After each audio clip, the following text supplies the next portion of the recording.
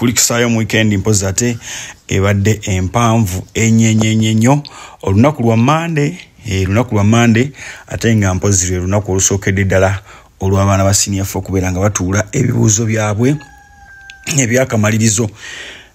Friday yali briefing ate leero mpozi ate papers ezisooka lwe zikoleddwa.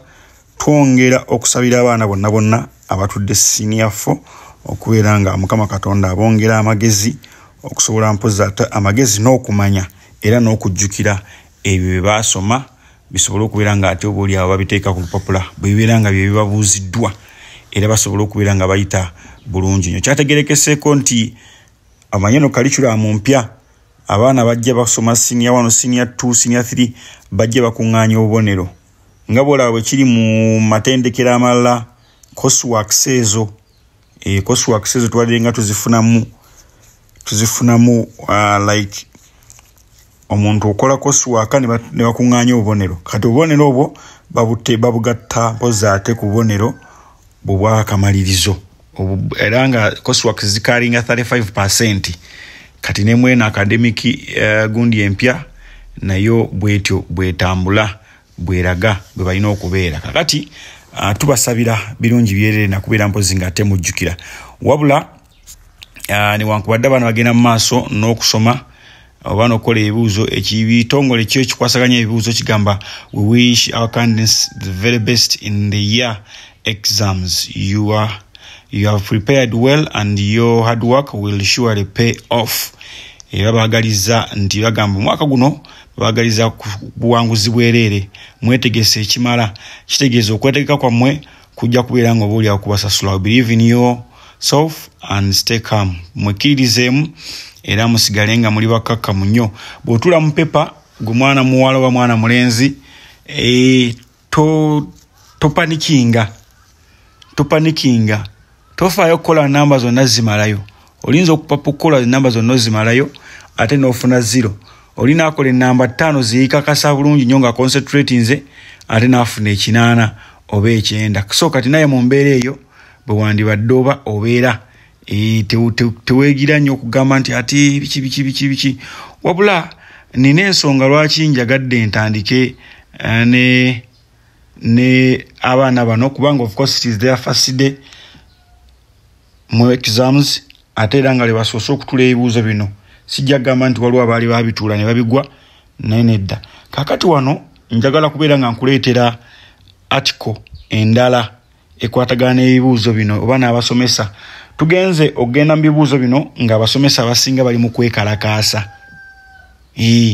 Abasomesa abasinga nga bali mu kwekalakaasa bagamba sente zaffe ziruddeyo, sente ntono zibatusuubiza blabla n'ebirala. Kati nga waliwo minisita bavuddeyo ne boogera ebikikinike bwaba tebaagala tugenda funa abasomesa abalala bagende naye nga minisita abo aboogera bo emisaala egyabwe tegiyitangako na nnaku nti oba gyaluddeyo. Bo bafuna nezino half payments ezo bagita half nga 15 bamuterayo omusaala nenga 3 ne bateekayo omusaala oba ntegedde.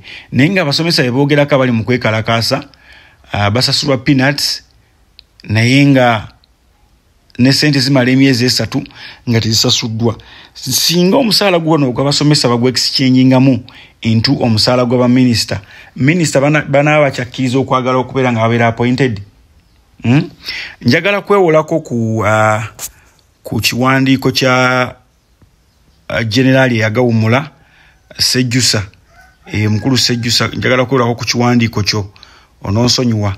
Agamba bw'ati David Sejjusa, retired general, nti sometime back I read in the Monitor newspaper when 2 MPs, one also a minister now, Alexander Labidra from the West Nile and George Magezi from Bunyoro, walked out of the first parliament when Obwango introduced a motion for MPs to increase their salaries.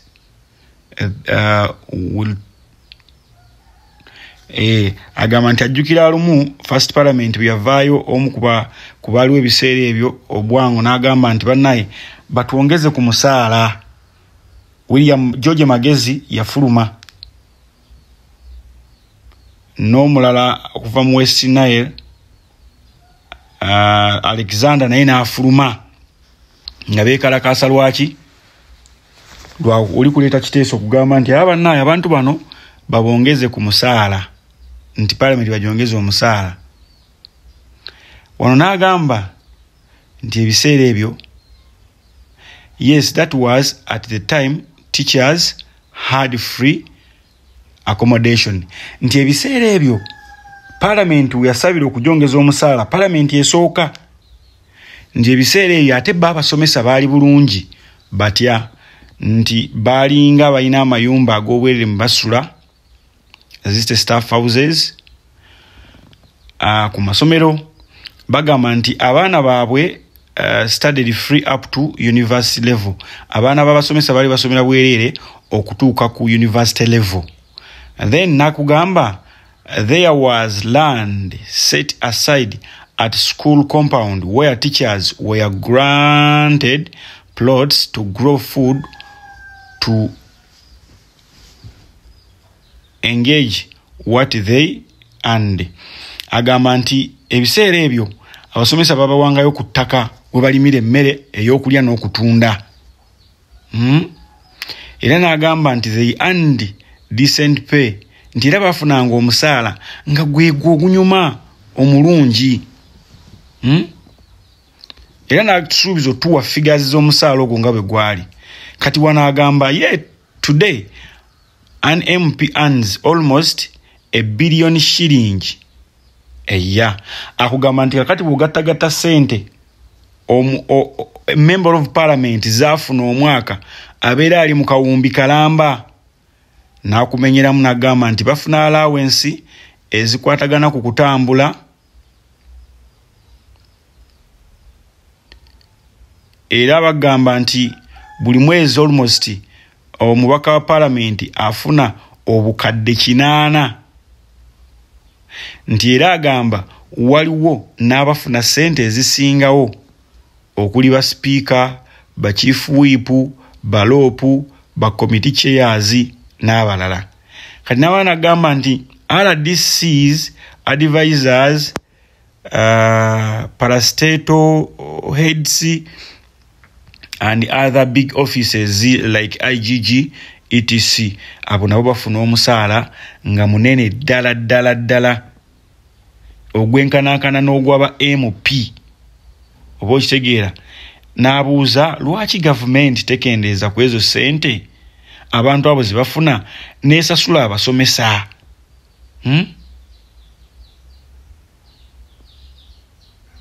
Agamba nti I have first-hand experience with these teachers and I can tell you their situation is really bad. Sometimes needs to be done, Mr. President, not to sack them. Agamba nti ye alina obujulizi wana experience eraga nti abasomesa bano bali bubi nnyo. President Museveni baako kyokolawo than okugamba nti ogenda bagoba bugobi. Abontegedde than okugamba nti ogenda bagoba bugobi. Because they are very weak at the mass of government and they know it, but they are desperate. So get to try and do something.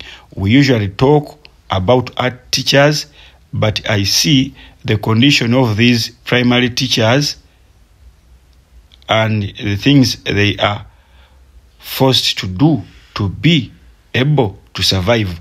Agamba nti twogedde nnyo ku ba teachers abasomesa arts kuba sciences bo baabongeza.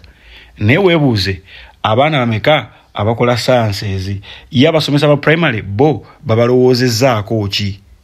Oba ntegedde bali stranded. Kyova olaba bakola obuli mulimu obuli awo nga tebusobola kubayimirizaawo sinakindi obumu ku mulimu buno nga buswaza.